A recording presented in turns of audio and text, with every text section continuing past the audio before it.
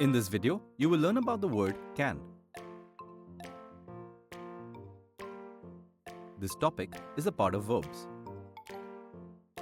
As learned earlier, use can to talk about something you are able to do. For example, I can speak English. To talk about something you are allowed to do. For example, you can take a lunch break.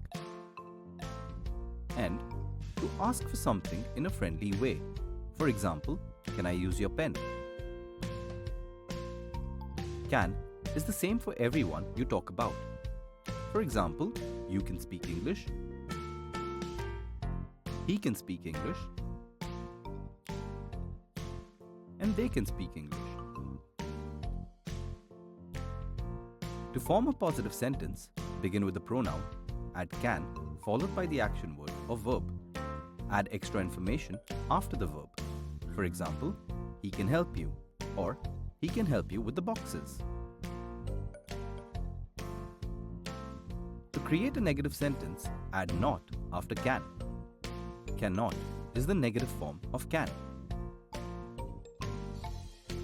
For example, he cannot help you, or he cannot help you with the boxes. To form a question, start the sentence with can, add the noun or pronoun, and add the action word for which you would like permission.